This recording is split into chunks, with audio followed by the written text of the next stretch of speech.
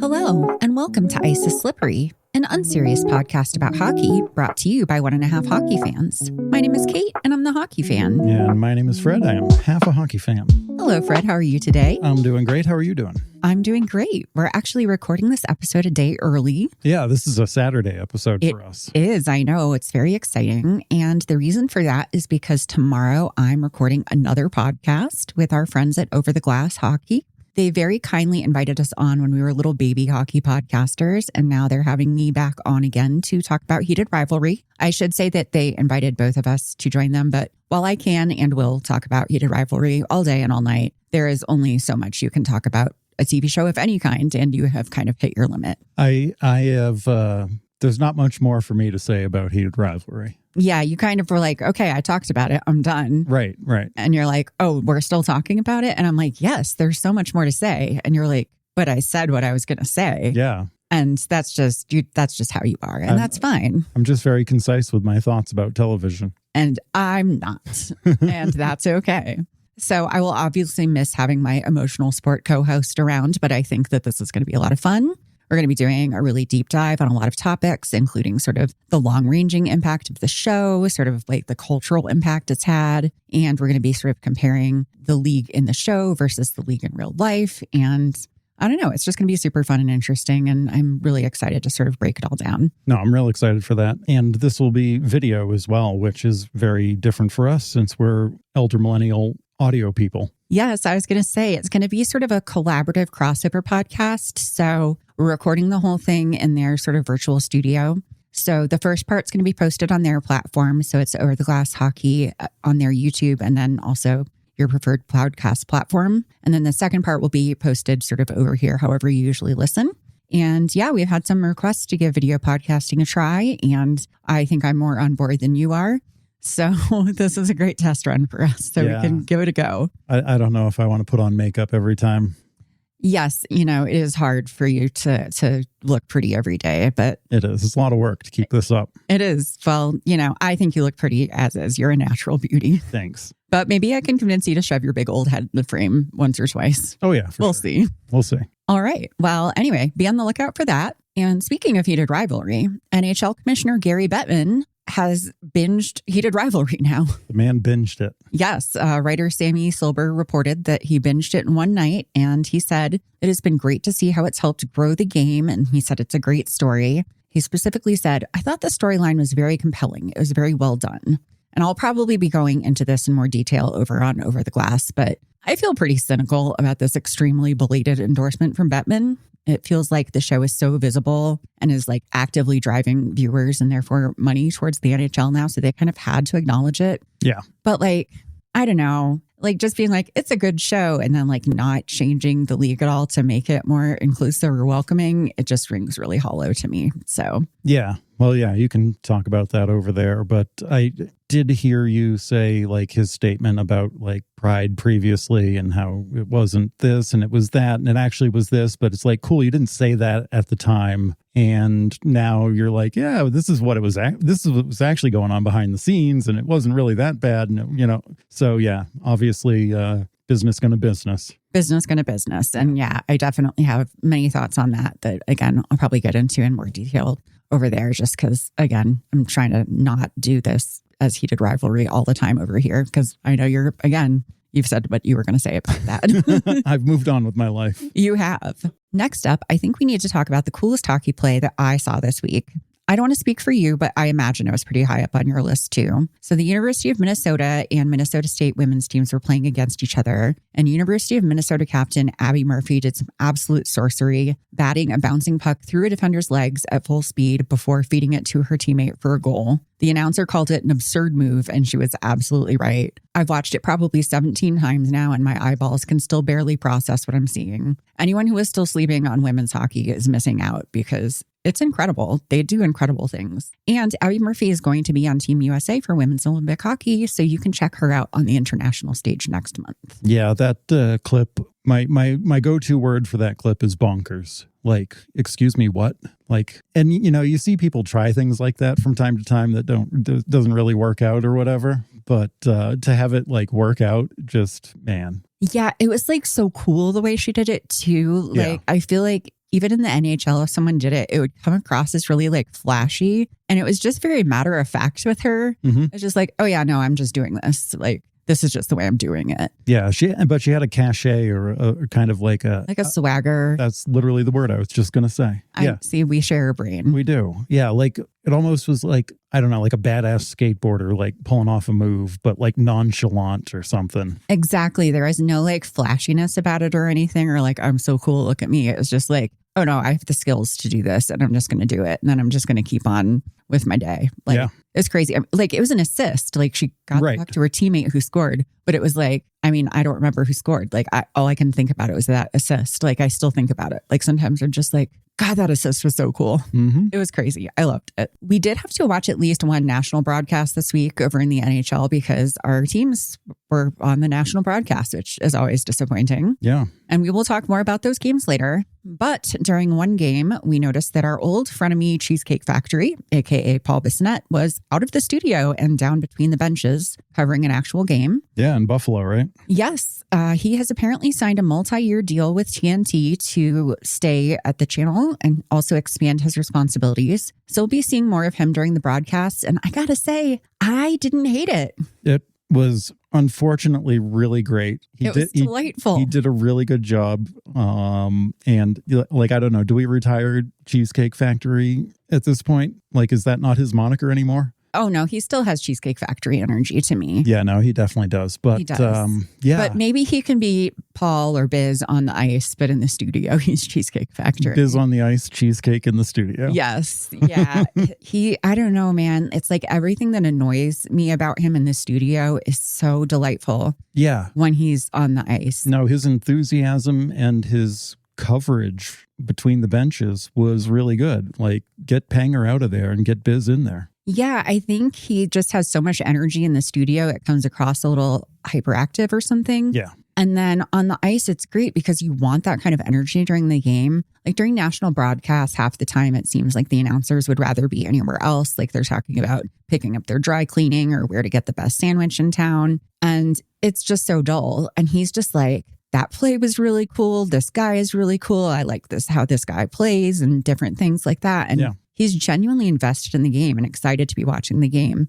And sometimes he gets things wrong. And the other guys are like, oh, actually, that is because of this. And he goes, oh, thanks for the correction, guys. I appreciate that. Yeah. And then you just move on. And it's great. And it's so chill. And I don't know. I'm usually so bored during the games. And I'm like, God, I wish somebody would say something interesting. And like, he's saying interesting things. Unbelievable. It's unbelievable. It's unexpected. And I don't even know what's happening anymore. No. And he seems real happy doing it. He did a bunch of promo stuff with like his parents too. They were there at the game. They're maybe live in Buffalo or something. And yeah, no, good for him.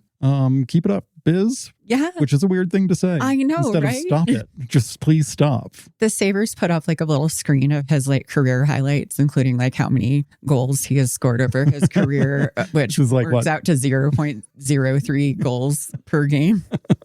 And he's such a good sport about it because he's the first person to make those kinds of jokes. Yeah. And I don't know. I just found it so goddamn delightful. And I just, up is down is up. I don't know what's happening anymore. 2026. It's getting off to a weird start, guys. On Monday, the New Jersey Devils were in Minnesota to play the Minnesota Wild for the first Hughes Bowl since everyone's favorite haunted Victorian doll, Quinn Hughes, got traded.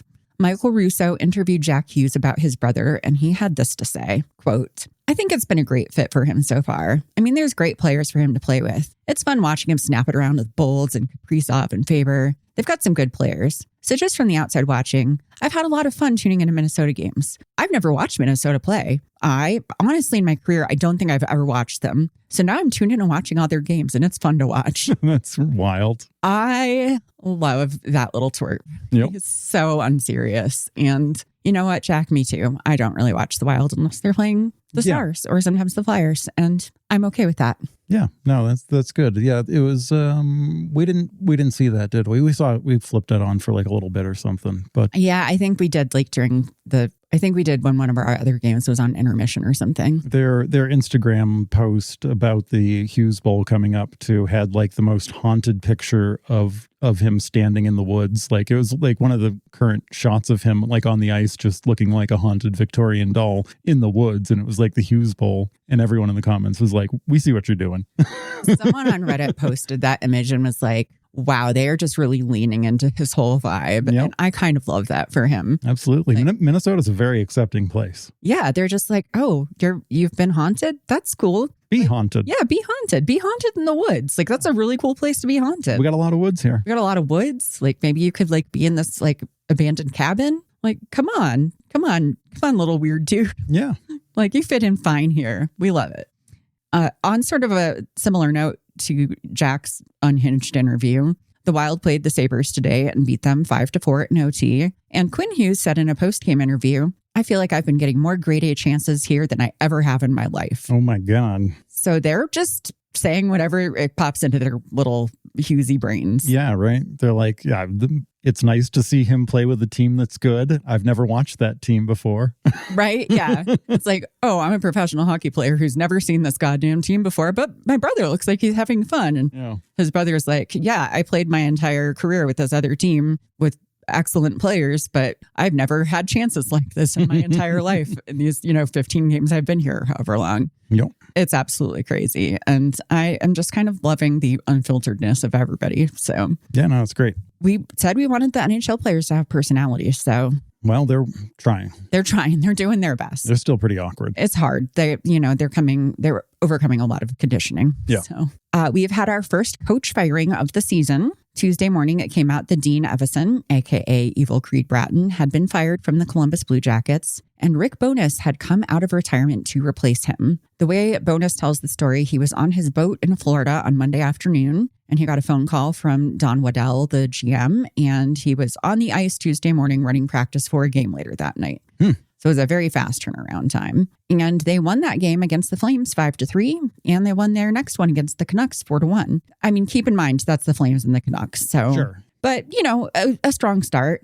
And a reporter asked Elvis Merzlikins post-game what was the difference for the new team that was sparking the new energy and the wins. And Merzlikins said rather succinctly, new coach. Yeah. Once again, unfiltered interviews. Love it. Did that come out of left field? Were people like talking about him getting canned? It was extremely out of left field to the point where Dean Evison himself was very surprised. Interesting. He got called to the office and he got there and his assistant coach was there. And he was like, I don't know, I got texted. And then they went in and they were fired. Wow. And he had no idea. So they're still working out like the buyout details of his contract. It's a big thing. But I don't know. I'm like, okay, I guess. Yeah, I don't know. That team, I don't know what they do anyway. So again, we'll talk about it more when we're talking about our teams, but I'm having a hard time panicking about things going on in Dallas when I look at the rest of the league and I'm just like, everything's on fire everywhere. Yeah, apparently. It's literally insane. Well, I do enjoy that Elvis Merzlikins was just like, oh yeah, we're better because we got a new coach. Like, it's so messy. That is pretty messy. But I hope Creed lands on his feet and finds a new desk. Or whatever. Or a new office. That's good. I should be able to riff on that better, but I've got nothing. Yeah, no. Speaking of people who have landed in new offices, the Maple Leafs played the Golden Knights in Vegas on Thursday. And there were a lot of Leafs fans in attendance in Vegas, and they booed Mitch Marner all night. They sure did, didn't they? They really did. It's honestly so tacky. Like, as much as I loathe and detest Vegas, I'm satisfied with them getting a 6-5 win over the Leafs in OT because I'm a petty bitch. And, as much as I really don't like Vegas, I still, I guess, wish the best for Mitch Marner. And I kind of wish he had scored the OT goal, but I'll take it, Yeah. It's fine. He had a few assists in the game. Yeah, I don't know. We talked a little bit last week about how some Carolina fans are way too upset with Mikko Rantanen over like a situationship that never even got off the ground. Well, certain Maple Leafs fans and media are definitely the kind of guys that are always shit-talking their ex and talking about how toxic she was and how they're better off without her. But then they drink like 6 beers and they start sobbing about how they'll never love anybody else. Yeah. It's giving unhinged. It's really not great. I don't think there's anything else that Toronto peeps can give other than unhinged. It's just a lot. It's so bad that Austin Matthews had to tell a reporter that he would like to stop talking about Mitch now, please and thank you. Yeah, that was so funny. He was like, shut up, dude. I'm done. Yeah, the reporter was like, you and Mitch were the last ones on the ice as usual, and he sent a puck your way. Like, what was the feeling about that? And he was like, I don't know. I wasn't looking. Can we just not? Like, I don't want to talk about Mitch anymore today. Right. He's like, we're adult professional men in a sport.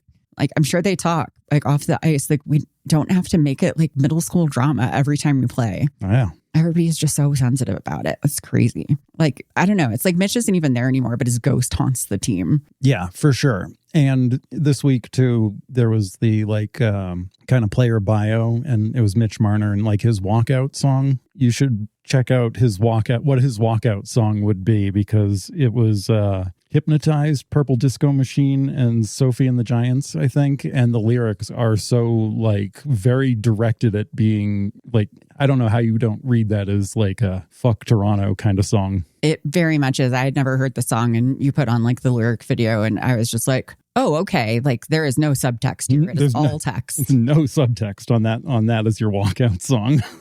It's funny that he's like a ghost haunting Toronto, because Mitch Marner would be the worst ghost. There's nothing scary about him at all. He'd be like, boo, did I get you? Yeah. No, he'd be like a poltergeist but on accident, right? Right, yeah. He'd be like oh, no, all spooky. And then he'd be like, I'm not a poltergeist, but I keep knocking things over. I know. Like, oops, my bad, guys. Sorry. I just wanted to play video games and accidentally made all the lights go out. Oops. Sorry, guys. Oh, boy. Well, the New York Rangers are going through it right now. I can't remember if it was mentioned last week on the podcast or not, but last Saturday they lost to the Bruins 10-2. They followed that up with a 4-2 loss to the Kraken on Monday. And on Wednesday, they lost to the Senators 8-4. They actually went down 4-0 in that first period against the Senators, and their own fans were booing them at Madison Square Garden. Captain JT Miller took a hard hit from one of his own teammates in the Kraken game. While I'm sure it was accidental, I like to imagine that guy was just really fucking sick of JT Miller and just took his opportunity. I would have done it personally. So Miller also gave the most checked out post-game interview I've ever seen in my life after that game. Like, they're like, hey, so what happened? Like, there was energy in the first, like, where did it go? And he's like, I don't know. I don't know. Yeah. JT Miller. Team USA glue guy. He's the guy. He's a room guy. He's a real room guy.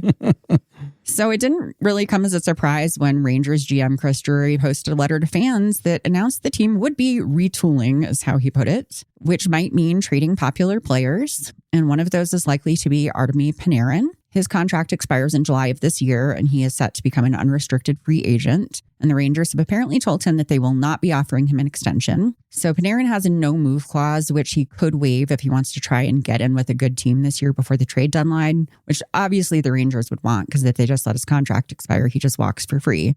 If right. They can finagle some deal, right? Yeah, if they can manage to persuade him to waive that no trade and go somewhere before the trade deadline, then they would be able to get some kind of assets out of the situation and have it not be a total loss. But yeah, they've really like fucked themselves with all of these no trade, no moves, no anythings. Yeah. So, oh boy, it's a lot. It's not a great situation over there. No, definitely not. I don't know where would Panarin fit in. I honestly don't even know. I don't really know the terms of his contract. I know he's a good player, but I don't know enough about him, because the Rangers are just this kind of like nebulous, like gray area on a blob on the periphery of my conscience. Yeah, no, he is a very good player. We saw him score a goal today. Yes. We'll definitely get to that in a little bit. That happened. I will say I don't really care what they do to nuke the team, but I do have one request, and that is that they should send Mika Zibanejad to Anaheim so he can be reunited with his husband, Chris Kreider. I firmly believe that as well. I feel like if they could somehow just get Danny Briere on the phone to help with this and just be like, Danny, where should he go? And he'd be like, well, obviously. Yeah, if they could get like the Flyers in as like a third party, like trade partner in there. Yeah. Danny will fix everything. He is the bromance facilitator of the NHL, as Absolutely. We all know. Yeah. And yeah, he's going to make it happen, I think. Yep. Get that man over there. While we're on the topic of blowout losses, the Florida Panthers visited the White House on Thursday. And then yesterday, they were absolutely demolished by the Hurricanes 9-1. And that feels like a metaphor of some kind. The Hurricanes demolishing Florida? Yes. Yeah. I like it. That's all I have to say about that. Mm-hmm. And for anyone who is worried that the Avalanche were some kind of unstoppable juggernaut, I am pleased to report that they are finally showing some cracks in their impermeable facade. On Monday, they lost to the Maple Leafs in OT at home, snapping a 17-game home winning streak. Jesus. 17 games? Yeah. Then on Friday, they had their first regulation loss at home of the whole season. Oh, boy. Losing to the Nashville Predators of all teams, 7-3. Is nature healing? We will have to wait and see. Yeah, I don't know. I mean, obviously you're going to lose some eventually, right? I mean, it has to happen at some point. And like, listen, I'm grading on a curve here, but like, yay. Like, at least they lost some. Like, yeah.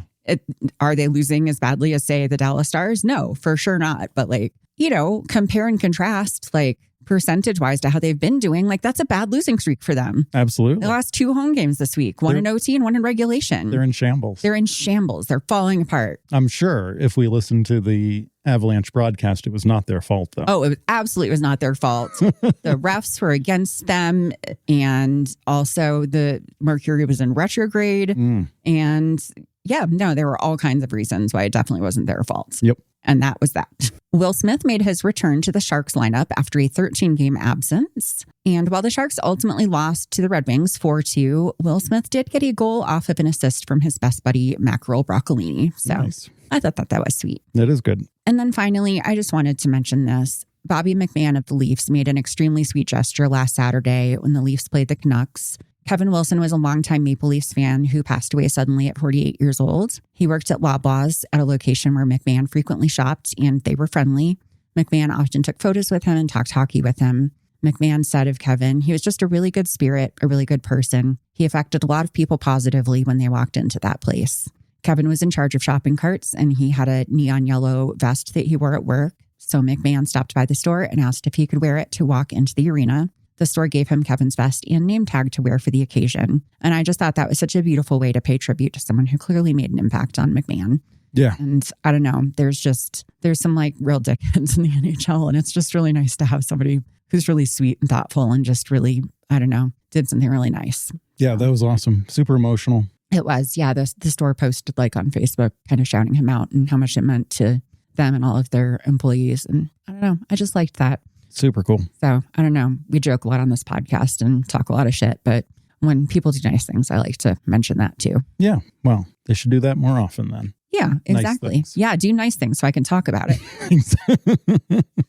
And that's all I have. So I'm wondering if you have anything in Fred's corner of stuff we haven't talked about yet. Well, you covered actually some of it. I did want to mention, this was a realization this week that I told you I had, but beer league hockey, like they drink beer. Like for some reason that never like clicked in my brain, but I saw some clip of somebody like on the bench, like, hey, I'm going to go get some more beers. Do you guys want any? And I was like, oh shit, they drink beer at a beer league game. Anyway, so you sweet summer child. I know, right? So, yeah. You're very cute and I love you a lot. Yeah. I don't know. It's just how it was. I just didn't put those two things together. We do have some PWHL merch finally coming. We do. That's amazing. Yeah. So they finally restocked the store of GoldenEye stuff, which is great. And back in December, I sent it wasn't a shaking the fist at the sky kind of email. I was like, hey, are you guys going to restock this hat and this shirt or whatever? And they never got back to me. But then Alex at the PWHL sent me just the most amazing email apologizing for being so late to respond. And like, yeah, we're going to restock things, but what are you looking at? Like, send me it and I'll let you know if that's coming back. We've got new stuff dropping. Very cool. So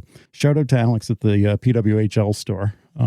It was very sweet and very thoughtful. And I would be very excited to wear this merch to the upcoming PWHL game that we were going to attend. But we're not going to attend it because I forgot that I was going out of town. That's okay. We just wanted to buy tickets and give them away. We did. Yes. We had already purchased tickets and I've given them to some friends of mine. And so we are passing along the gospel of women's hockey. Absolutely. So, I mean, you could have gone, but then you would have been dragging our 13-year-old by yourself who already didn't want to go, but was going to go because both of us were going. Yeah. But if you're already taking the most rabid hockey person out of the equation, yeah, that doesn't really work. No, it was a hard sell. And it was also a hard sell because you can't sell those tickets. That was one of the conditions, like there's no resale of the takeover tour tickets or whatever. So we had to give them away. Yeah, but I don't know. I like that anyway. So one of my friends really likes hockey, but she's never seen a women's hockey game. So she's going to go. She's going to take one of her friends, and then somebody else from her friend group might go too. Yep, so I think it's great. They found a good home, and they will get some good use. Yep. On the PWHL store, there is a new pre-order for a book, Kendall Coyne Schofield. Something like that, her memoir or something. Mm-hmm. So that seemed pretty cool if you're into like sports books, which I'm definitely not. I'm never going to read a sports book. You're barely into books, babe. Yeah, exactly. Also, speaking about, apparently Fred's stuff we haven't talked about is just all women's hockey, but Kim Weiss, the video coach for the Colorado Eagles, which is the, AHL team for Denver. She got behind the bench because someone was sick. So that was cool. That's fantastic. And I think they lost, but, Listen, we love to see women behind the bench. Yep. And more PWHL news. Abby Roque got that 5-minute major and misconduct and a suspension for, man, I don't know about that. That's kind of crazy. That was pre-bonkers. You showed me that hit, and it was, technically open ice, which is against the rules in PWHL, but they were moving kind of in the same direction, it seemed like. And it did sort of make head contact, but it was really incidental more than anything else. Yeah. I could kind of see the game misconduct just because, even if it's not intentional, there's head contact, but the suspension seems way too far to me. Yeah, there was like a little shift of her hip, maybe. I don't know, but yeah, it just definitely seems like an aggressive call for the situation. So yeah, I don't know if I agreed with that one. Like we saw a hit recently where we were like, no, absolutely, that was a problem, right? And where I was defending like somebody skating with their head down in open ice, because I'm like, well, it's PWHL, there's no open ice hit, so of course you should. This one, I'm like, okay, but she had her head down, and that's why the hit her in the head. Right. Like, again, I'm not saying like she shouldn't have had her head down, but I'm saying that there were extenuating circumstances here. Yeah. So I don't know. This might be too nitpicky, like if you haven't seen the hit, but yeah, maybe look it up. It's nuanced. It's nuanced. Yeah, it just seemed a little crazy for a suspension out of that.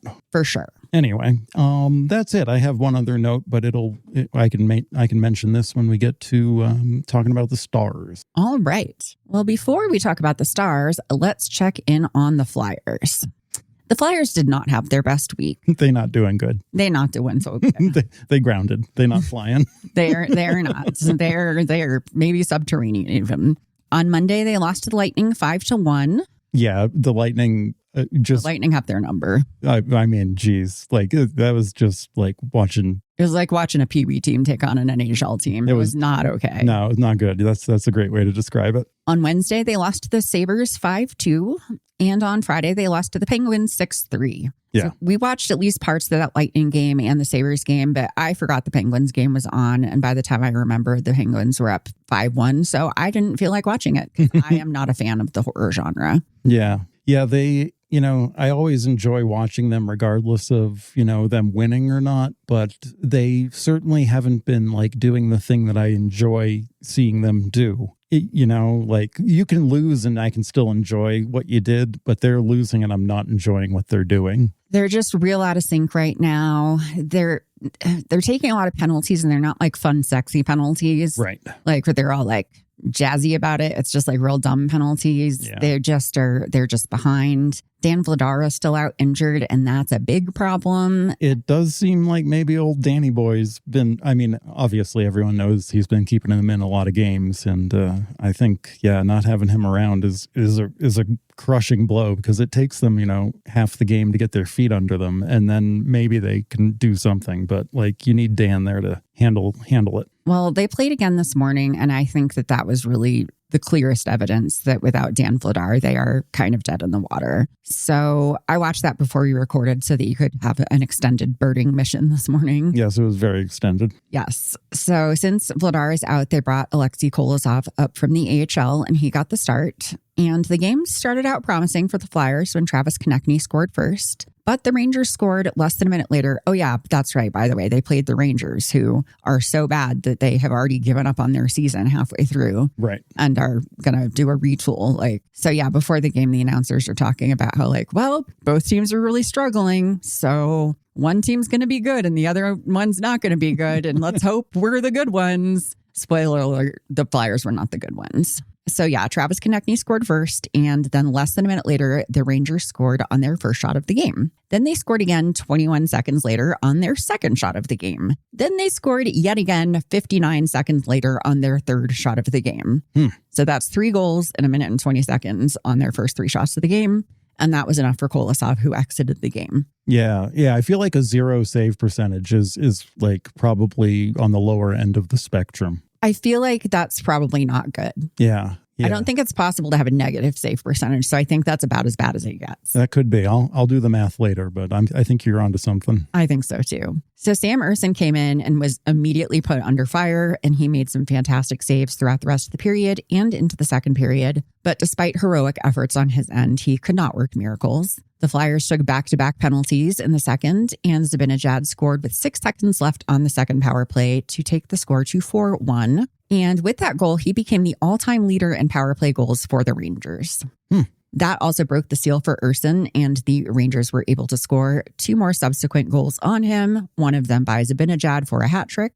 Travis Sanheim did score a shorthanded goal on one of the many penalties that the Flyers took, but the second period ended with the Rangers up 6-2. The Flyers actually looked a lot stronger in the third period. They put a lot of sustained pressure on in the offensive zone, and they even broke through once with a goal from Trevor Zegras, but the goaltending for the Rangers was huge, and even though they were also with their third string goalie. Right. And the Rangers ultimately won 6-3. It was a really painful game. Yeah, there was definitely some pressure in the third where it was like, oh, they're going to do the thing. They're going to do the comeback, right? But they just couldn't get that puck in the net. They just couldn't. No. And it felt like it came so close so many times. I mean, yep.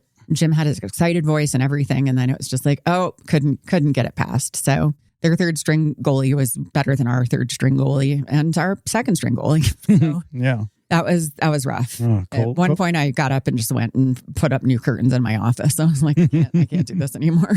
Oh, Kolosov. We liked him a lot. We had hopes for him, but we had high hopes. Yeah, you got to have high hopes. You have to, but I will say Ersson came in super strong. He looked great because he came into an absolute shit show of a situation, and he really made some dazzling saves and looked amazing. And I think if the Flyers hadn't just fucked him over by doing literally back-to-back penalties, he killed one and then 2 seconds later he was on the penalty kill again. Yeah. And then it was, just 6 seconds to go in that one. And he had just made 2 incredible saves in a row. And then, they let a cross-team pass go through. And you just can't do that. So, no, man, JT Miller winning. You hate to see it. I think he had an assist on that power play pass too. Oh, you hate to see him get points too. Yeah, because there's no point to him. So he should remain pointless. Wow. Anyway, that happened and it was a bummer. And so let's move on to the Stars, because that's got to be better, right? Sure, must be. Why not? They're numbered 1 or 2 or 3 in the league or something. I think number 2 still. Yeah. I don't know. I haven't checked today. Well, they've had some lackluster showings dating back to around December 23rd, but they started out the week looking stronger as their road trip continued in LA on Monday. They looked a lot livelier, probably because they had a day off in between games and they only had to travel from San Jose to LA instead of across the fucking country. Yeah. So they actually opened the scoring against the Kings with Wyatt Johnston getting them on the board in the first period. The second period was scoreless, largely due to some incredible saves from Jake Ottinger, who looked very much like his old self. LA tied it up halfway through the third period, but with 3 minutes to go, California kid Jason Robertson scored the go-ahead goal, and Matt Duchene added an empty netter for good measure, and the Stars took the win 3-1. So solid start to the week. Love that. Yeah, I did not see this game. This was a late one for me. Yeah, these started at 8 o'clock our I think time. I did see the first period, and and I don't know. Again, these are also school nights, so I have to get up at 5:30 to get my kid up for school. Yeah, I believe this is the night I fell asleep on the couch. It was, yeah. And I woke up at 3:30 very confused. And I don't know what it is about the Kings, but yeah, I watched the first period and I was like, I don't need to take any sleeping medicine now because I'm extra sleepy. Yes, yeah, you're like melatonin who? Yeah. Yeah. Well, the next night, The Stars were playing again, so they unfortunately had another back-to-back, and they looked very tired from the start and never really found their game. I'd be tired if I had to play hockey 2 nights in a row. Right? I'd be tired if I had to play hockey ever. The game was scoreless until the last minute of the second period when Chris Kreider scored for the Ducks, and then Beckett Sennecke added to the tally midway through the third. The Stars pulled our backup goalie, and with just over 2 minutes to go, Rope Hintz put the Stars on the board, but they were never able to get the equalizer, and then Jacob Trouba put a puck into the empty net to end the game 3-1 for the Ducks. So kind of the mirror of the Kings game, really. Yeah, exactly. That Beckett Sennecke, right? That's his name? Yeah, Man, I like him. He's not a spicy meatball. He's a fiery meatball. Or he's like, he's like a char-grilled meatball. Yeah, he's like a fiery Taki or something. He's a hot Cheeto. Yeah, he's spicy in that like kind of way, which is kind of fun. No, I like him a lot. I've loved him since the draft. Yeah. And him just going viral because of his incredulous reaction. But people were very surprised when he went as high as he did in the draft, himself included. And he's really proved why it was a good choice to take him. Yeah. He's been fantastic. He plays so hard. I mean, he plays like a goddamn adult out there. He does. Like he plays like a full-grown man. A full-grown angry man. He's just like a wrecking ball out there. Yep. And it's like, I don't know, man. It's like not super flashy or anything, but he's still skilled. I don't know. It's really hard to describe, but he's fun to watch. Yeah. And he definitely gets overshadowed because he's kind of, with all the other young flashy boys around. But I don't know. I like that kid a whole lot. Yeah. Yeah. He's got some work to do, but my God, he's noticeable on the ice. He's like a diamond in the rough. Yep. I'd love to get him over to the Stars somehow. Okay. All right. Finally, on Thursday, the Stars wrapped up their never-ending road trip in Utah on Thursday. I think I said Thursday already. That's fine. Whatever. I don't care. Like Tuesday's game, this one was scoreless until the last seconds of the second period when Utah got on the board. But the Stars responded early in the third when Mika Rantanen drew a penalty and tied it up on the power play. Unfortunately, we lost out on any momentum from that when the Mammoth reclaimed the lead 2 minutes later. The Stars had a lot of great chances, but Vejmelka played out of his mind in the Utah net. And even though we pulled Jake with 4 minutes in the game, we couldn't tie it up. Really, the Mammoth used the tried and true Dallas Stars tactic of win the faceoff, ice the puck, rinse and repeat for like 4 minutes straight. Oh, boy. One of their players was out on the ice for 3.5 minutes, I think, because he's a good faceoff guy. Yep. We really struggled with faceoffs the whole game. Usually we're a lot better than that. Wyatt Johnston's usually pretty solid on it, and he couldn't win a faceoff to save his life. I think it was the second Utah goal came off of the lost faceoff. So that was really what bit us because we were looking okay other than that. But yep, just low scoring game ending in disappointment. I'm just happy after all the blowouts around the league again. I know I feel like I'm like Pollyanna-ing over here, but well, I don't know if you are because I don't know what that means. Like being super sunshiny and like looking for the bright side. Sure. But like, at least we're not getting blown out. At least these were like tight games for the most part. So yeah, I feel like these with the Mammoth and the Stars, isn't it always like a low scoring, grindy kind of game? Always, yeah. Because we play kind of similar styles. I think. I never look forward to them playing the Mammoth. I don't really like watching the Mammoth, and this was what I was going to bring up in Fred's Corner. I had to stop watching this game because fuck the cameraman for the Mammoth. The center ice camera guy can go get a new job. Like I would relieve him of his duties and hire somebody else. You were kind of distraught. You were not feeling well looking at it. I will admit I was getting a little seasick. I was kind of playing a game on my tablet and just looking back and forth. But you were like fully had to leave the room. I was like, I'm not going to watch this game. And I've had issues with the Mammoth's camera before because it was like so far away. It was like watching ants play. And they've fixed that now. But holy shit, that guy needs to take a fucking sedative and calm down with his zooming and his panning and his oh my God. It's like swooping, a lot of swooping. It's fucking nauseating to watch. It felt like that fair ride where it's like a giant boat that swings back and forth like a pendulum kind of. The Viking boat. Yeah. I've never been on one of those. Well, no, I know you don't like fair rides. I would never go on one of those. You always just hold my purse for me, and I appreciate that about you. Yes. But yeah, no, it felt like that. It felt like watching that. And I didn't appreciate it either. Yeah, no. Poof. Yeah, it was not fun. So anyway, the Stars play tomorrow and they're playing the Lightning. So I'm sure that's going to be great. So go Stars. The Lightning look real good. They do. And we don't like to say that. No, I mean, I don't like the way they play. I don't like any other players necessarily, I don't think. I think I like Brandon Hagel okay.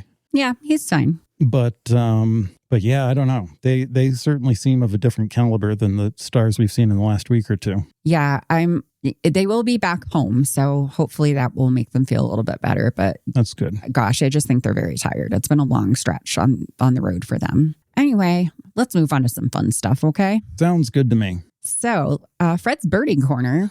Oh, geez, Fred's Birding Corner. Well, we're doing something different for Fred's Birding Corner this week. All right. Right after we recorded last week's episode, I checked our Tumblr page and realized we had made a huge oversight.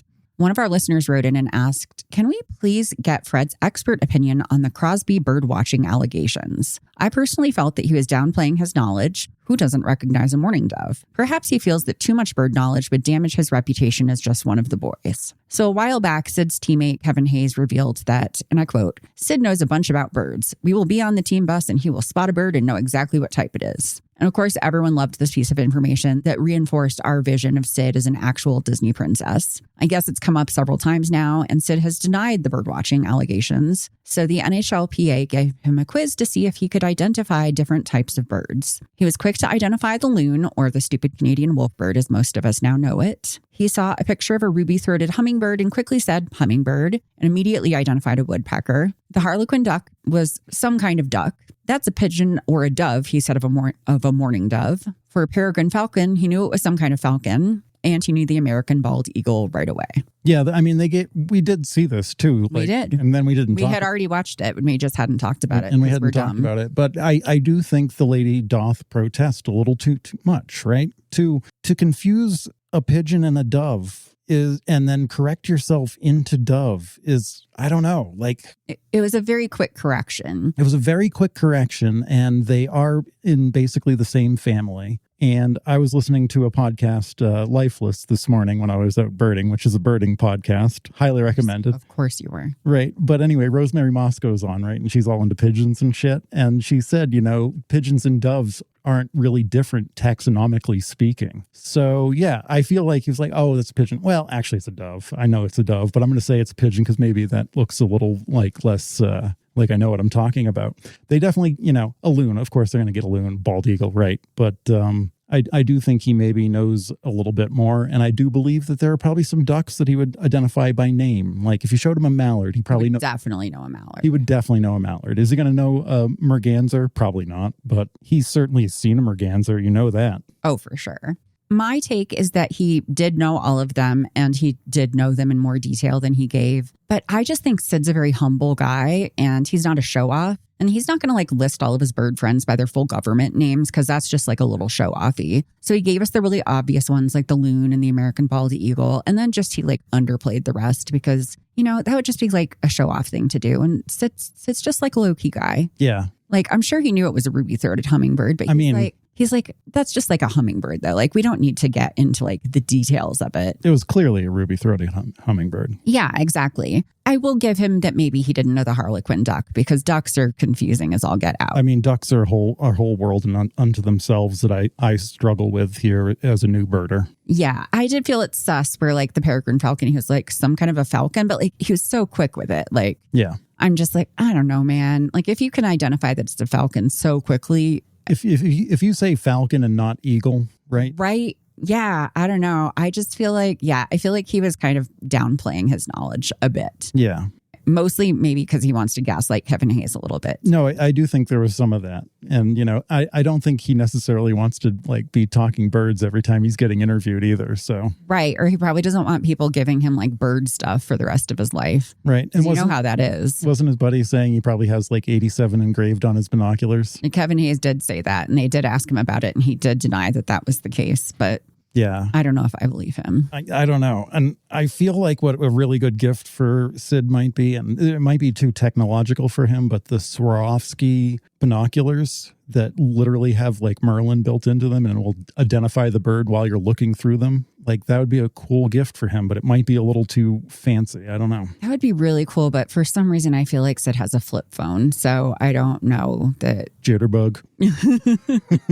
Exactly. So yeah, anyway, I think we kind of are on the same page, but I will say that I do think some of it is just Sid being a nice, humble Canadian boy. Yeah, no, I can see that. Yeah. Well, since we have birds on the brain all the time, I thought for this week's game time, we could revisit a game we did back in October where we learned about bird characteristics and figured out what NHL players aligned with certain types of birds. So I'm actually heading to Florida this week. So this time I thought we could focus on some Florida-specific birds. And I think we both just put together some Florida birds that, make us think of Florida and some of their identifying qualities. And then we are figuring out what NHL player is best represented by them. Yeah. And I chose, you grew up in Florida, so you have like a longer sense memory of birds. And we lived there for 15 years and I didn't notice one bird while we were there. But I went back recently and had kind of an epic birding adventure there back in October and November. So I'm just using birds that I saw there that were kind of like notable to me.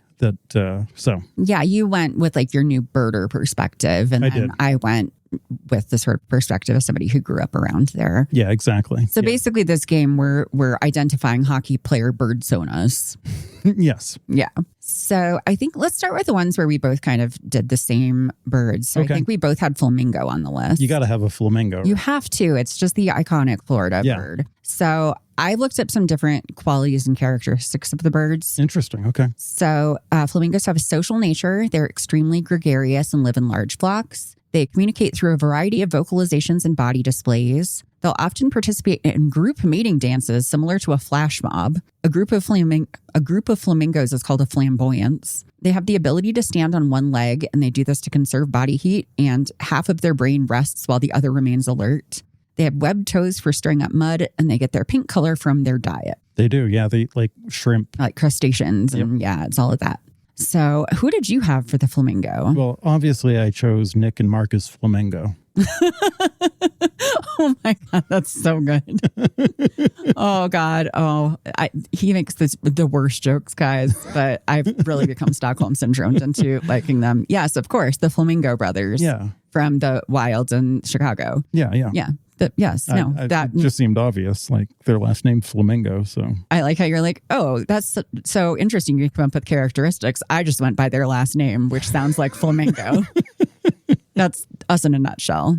Well, I came up with Seth Jarvis for this. Oh, nice. I just felt like, we've seen him, he eats like colorful cereal. So I feel like he would probably turn pink. that man is eating children's cereal. And I love that. For sure. That's the best cereal. I feel like he's extremely gregarious, and he's got that large flock of friends that follows him around. Oh, he does. Yeah, that's his flock, isn't it? Absolutely. I feel like he could probably sleep on one leg and just shut off half his brain and only use half of it. I do think he probably only uses half at times, and then he beats himself up for not using the whole thing. Yeah, that checks out. Yeah. And I feel like if anyone in the NHL is going to participate in some sort of like flash mob meeting dance, it's him. Oh, yeah, for sure. And, when you said flash mob, honestly, I thought of Carolina with their stupid, Yes, thing. I forgot about that. The hurricane, whatever that is. I can't remember what it's called. That creepy hazing ritual, or whatever it is they do. That they do at the end of the game, yes. No, exactly. No, you're absolutely right. Yes. So that makes it even more perfect in my mind. All right. What are some other birds? I don't know if we had any of the other same birds. I don't think we did. Did you have an osprey? Nope, I did not. Okay. So, all right. Well, why don't you tell me about your osprey? So, yeah, Osprey, very Florida, right? Very Florida. Like there's literally a town called Osprey, Florida. There is. They're literally everywhere. And I do have, recollections of ospreys while we were living there. And I did see one while I was there too, or a couple. But yeah, so ospreys, whatever, they fly out of the sky, they eat things, whatever. And they'll actually, interesting fact, they'll actually orient a fish like after they grab it with their feet. So it's like more aerodynamic while they're flying. That is very cool. So the fish kind of looks not like it's all like mangled, but kind of like it's like flying like in the direction the bird's going. It's kind of funny. Anyway, they got some crazy ass eyes. Okay. Like look up, osprey pictures and you'll just see them looking straight at the camera and looking absolutely deranged with their eyes. So obviously Brandon Tanev. Perfect. Yeah. Yep. Just looking like they saw a ghost. Yeah. They are notable in the eye department. And so is Brandon Tanev. I love that. That's amazing. All right. I'm going to go with the white ibis next. Ibis everywhere. Yeah. In Florida. Yeah. Especially after it rains, you'll get like, even sort of in the suburbs, you'll get just sort of huge flocks of them. They'll just sweep down lawns, sort of pecking and getting, bugs and worms and things and just pecking it up and then just moving down, and they just sort of sweep down the yard. It's a little off-putting if you're not used to it. Yeah, they are off-putting. When I was there last time, I had trouble parking at the Best Western because the parking lot was full of ibises just being absolute monsters and beasts with like garbage and stuff, and like they would not get out of your way to let you park, and then you had to get out of the car and like fucking part the seas to get through them. Like, they're cool looking birds, but like once you put 30 of them together, yikes. Yeah, absolutely. Well, the white ibis is highly social. They have cooperative behavior in feeding and nesting with their chosen flock, but they're also highly territorial, and they defend their nests with aggressive displays.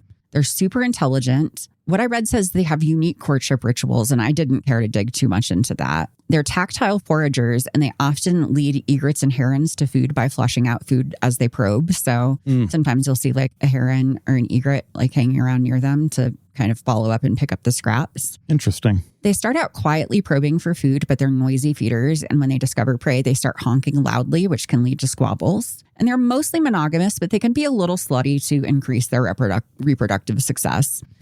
I editorialized a little bit there. I was going to say, is that Audubon fact you picked up there? I'm just putting it to layman's terms, so to speak. Anyway, I went with Miko Rantanen for this one. Miko Rantanen's an ibis. I like this. Yeah, I think he's always out there. He's always hunting. He's always trying to dig things up. And a lot of times that ends up in opportunities for other birds, if you will, cleaning up the pieces, whether that is in the form of cysts or I don't know what. Super intelligent, kind of starts out quiet, that finished thing, but then surprisingly noisy with the honking and the whatnot. Cooperative for the most point, but somebody gets on his territory and he will get Hulk smash on you. And then, he's, he kind of smooches a lot of his teammates. Mm-hmm. He's very smoochy with all the boys. And I like that about him. Is that the slutty part? Yeah. Okay. Yeah, that's the slutty part.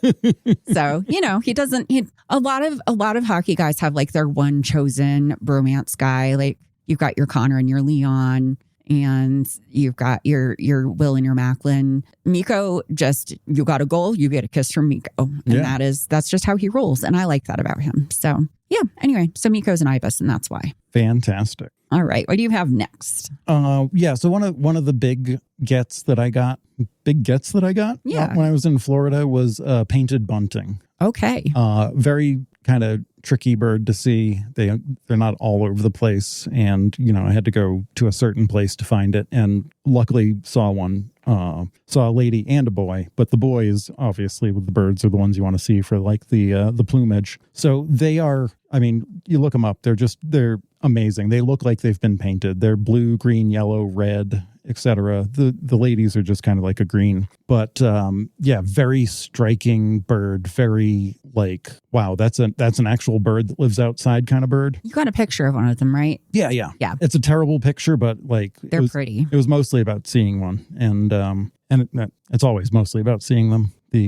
The photos are secondary. But anyway, they're very pretty, very vibrant. So I went with just Pasternak on that one for his walk-in suits of, I looked back at some pictures because I know he's known for being like kind of out there with, the patterns and the colors of his suits. And holy smokes, that dude's a painted bunting for sure. Yeah, there are a lot of stylish NHL players, but he's colorful with it too. Right, exactly. So that man's not afraid of like an aubergine. Sure. Yeah. So no, I think like that's a great choice. I meant the color, but same thing. So I think that's a great choice. I like that a lot. I'm going to go back to the roseate spoonbill. So they're kind of similar to a flamingo, even though they're very different sizes. I guess people mix them up a lot because they have similar coloring. Yeah, they are pink. They are. And like flamingos, their coloring comes from their diet. So young spoonbills are born with straight beaks, but they gradually morph into that distinctive spoon shape, which is a key adaptation for their feeding habits. They have a unique method of eating where they sweep their spoon-shaped bills through the water to catch prey like fish or insects. So it's like a quick snap. They're social, but they prefer to spend time with other wading birds. They feed, nest, and fly together and form a tight-knit community. They're mostly silent compared to other birds. All of that gives me like big goalie vibes, you know? Yeah. Like goalies, they kind of tend to hang with their like goalie partner a lot more. Like they're kind of with the team, but like their goalie partner is their buddy. And like they're just kind of the quick snapping of things and just like the grabbing it and like adapting to your environment and things like that. So I think it could have been any number of goalies, but I went Wedgwood on this one. I like that. Yeah, just because Wedgwood's a little more colorful than your average goalie, I feel like. Exactly. So, yeah. Yeah. No, that makes sense. Yeah. And when I saw them in Florida when I was there, they were hanging out with wood storks, herons, and egrets. Well, yeah, because I think Wedgwood can really get along with everybody too. Yep. So yeah, he'll just vibe with all the people. But yeah, he also likes his solitary quiet time, which the spoonbills do as well. Good deal. Yep. Yeah. The other one I went with, I had never seen this bird. I've heard of this bird from Instagram because there's a notable Instagram lady who it's her favorite bird, and it's the anhinga, which I think I've heard of it, but I don't know if I could. Yeah, it's kind of like it's kind of like a cormorant with like a long neck. It's kind of like this like bird that just dives underwater and does spear fishing, and they got the craziest like snake-like necks. Oh, they're also called snake birds. Okay, I do know what those are. Yeah, I'm sure you saw those growing up. I did. And usually, you know, they'll dive underwater, spear a fish, eat it, and then they'll get up and just kind of leave their arms out and just sit on like docks or railings or whatever and just kind of dry off. And they just kind of stand there frozen with their wings extended like that, drying off. And that's how I saw my first one when I was there. But those wings just gave me Kuznetsov. You know, even though he's not in the NHL anymore, like how can you forget Kuznetsov? He's always in the NHL in our hearts. Yeah. So those birds with their wings and Kuznetsov with his wings, you gotta. That's perfect. I love that. Thank you for reminding me of Kuznetsov and his little flappy arms. Yeah. That's perfect. I love that. He should have sold that to somebody. If I was in the NHL, I would have been like, dude, can I buy that off you and do that while you're gone? Yeah, no, somebody needs to pay tribute. Right? Yeah, anhingas kind of remind me of herons. And so I have a great blue heron on my list. Yeah. So great blue herons have long, skinny legs and a wide wingspan with a piercing gaze and a sharp dagger-like beak. They're solitary patient hunters in shallow water and day or night with excellent vision. They make a loud, rough croaking sound, especially when they're alarmed. They nest in trees in large nests made of sticks. They often stand motionless while looking for prey. They have specially shaped neck vertebrae so they can quickly strike prey from a distance. So this one also had goalie vibes, but this one I immediately knew who it was, and it's Connor Hellebuck. Oh, he does have blue heron vibes, doesn't he? Doesn't he? That face, like the eyes, the like kind of sharp beak, the sort of long neck. The intensity. The stillness, and then the like snapping it up, all of it. And he's just very large. Right? Yeah. Yeah, I've spent a lot of time observing great blue herons in the last 4 months, especially them like stalking and moving slowly. And boy, do they move slow, and boy, can they stand still. And then when it's time for them to move, they fucking move fast. Well, yeah, they wait until you look away or like, you know, have a itch on your face, and then they move and you're like, fuck, I missed it. Yeah, exactly. Right. Yeah. So yeah, no, it's again, very goalie vibes for, you know, reasons, but like a different kind of goalie vibe. Like Wedgwood's kind of like happy little pink guy, and then Hellebuck's very like methodical, beady-eyed. He's not like the other goalies. He's a scary goalie. That's awesome. And, you know, they are obviously great fishers, which I believe Hellebuck is also a great fisher. They're very much like water birds, and they thrive in the water environment. So, yeah. And we know Hellebuck loves the water. So, no, I just, as soon as I was reading about that, I mean, yeah, he even kind of looks like a blue heron. Yeah, he does. I think it's perfect. Yeah. Yeah. No, that's his spirit animal. Awesome. Okay. So I have one more. Perfect. And I got to see these ones firsthand, and I do remember seeing them quite a bit. But the Nande parakeet, they're green, they've got dark heads, right? But they are not a native bird to Florida. They are considered like invasive pests. They're incredibly intelligent. They're very loud, and they take over territory aggressively. So, you know, the loud, intelligent pest thriving in Florida. Okay. I mean, who do you think that would be? Got to be Matthew Tkachuk, right? Matthew Tkachuk is the NHL's invasive species. He is the invasive species of the NHL. Right? It's absolutely true. He's loud. He's loud, aggressive. He's invasive. Yep. He's a pest. Yep. He takes over shit. He's all of those things. And he's in Florida. Man's driving his fucking golf cart. Man's a parakeet. He is the Nande parakeet. No, you fucking nailed it with that one. That one's perfect. I have no notes, 10 out of 10. I think that one's great. Well, I have one more as well. And this one, I've had some very pretty, elegant birds on the list. This one, I think, is just a very Florida bird. And it is the opposite of that. It's the brown pelican. Oh, yeah. Pelican, yeah. So pelicans are large gray-brown seabirds. They're known for their distinctive long bills with expandable throat pouches. So they use that to scoop fish from the water. They do really high plunging dives into the water and they just scoop up tons of water and fish is in there too. And then they just tend to swallow it whole, I think. Yeah. They're very strong swimmers and flyers, but they are very awkward at walking. They're outgoing and they live in large colonies. An interesting fact about them is they incubate eggs using their feet. I didn't look into that anymore. I just think it's funny.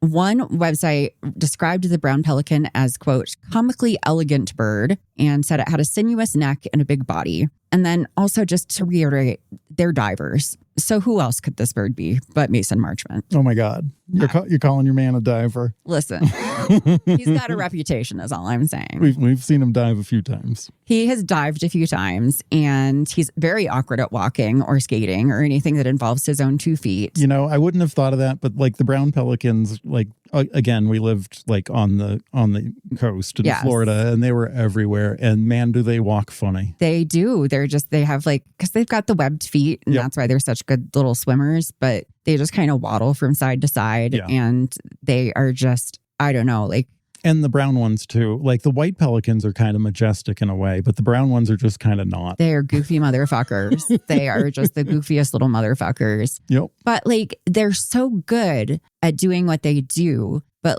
you kind of don't realize it because they look so goofy while they're doing it. But they're great athletes.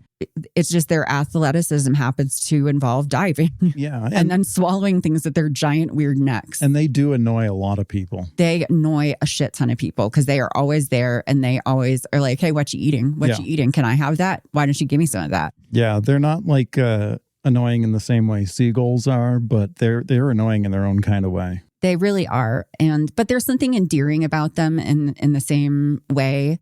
They're almost very stupid dogs or something. Yeah, they're like dogs of the sea. They just seem like they belong on a boat or something. Yeah, no, I have always had a soft spot for pelicans. They're very weird and kind of obnoxious, but also, I don't know, kind of sweet too. Yeah. And I don't know, I just read about them and I was like, oh yeah, that's Mason Marchment in a nutshell.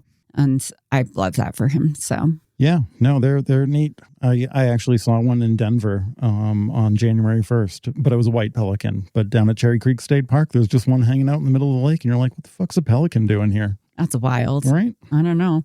That's crazy.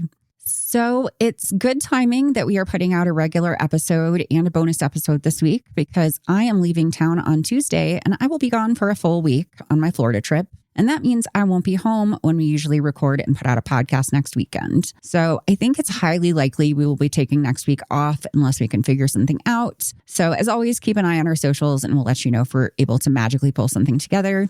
If not, we will be back with regular content on February 1st. But you will have that bonus content, and that is our collaborative crossover episode with Over the Glass podcast, which will be up in the next few days. So to hear that whole conversation, check out the first part at Over the Glass Hockey on YouTube or your preferred podcast platform, and come right back here to listen to the second part. And then we'll be around like we always are, because this is what we do. This is what we do. This is what we do. We just talk about hockey and birds, apparently. Hockey is the Hockey and Bird podcast. Fred has threatened to put out just a podcast talking about birds if we can't pull a hockey podcast together. Well, we probably won't pull a hockey podcast together because I'm going to be starting a new job the day after. Yes, and I will be kind of working while I'm gone. Yeah, a part of the time. But, if there is a special episode where it's just me talking about the birds I've seen this year, be prepared, because there will be a PowerPoint. I control the means of production here, so I can just come down here and just talk about birds to myself. It's true. He's the tech guy. Like, I couldn't put together a podcast without him, but he could certainly do one without me. Oh, man, that'll be fun. Oh, boy. And then all of our listenership dramatically escalates, actually, because people really seem to like the bird content. Well, so at least a couple, probably. Well, I'm glad that people are supporting your hobby. Yeah. And, people should listen to Lifeless, because that's a great birding podcast. See, there you go. I like that. Well, that's going to be the end of regulation for this week's episode of Ice is Slippery. You can find us on Tumblr, Blue Sky, TikTok, and Instagram at Ice is Slippery Pod. You can also email us at iceisslipperypod@gmail.com, where we would love to get suggestions for games and hear your hockey hot takes. Until next week, stay out of the penalty box.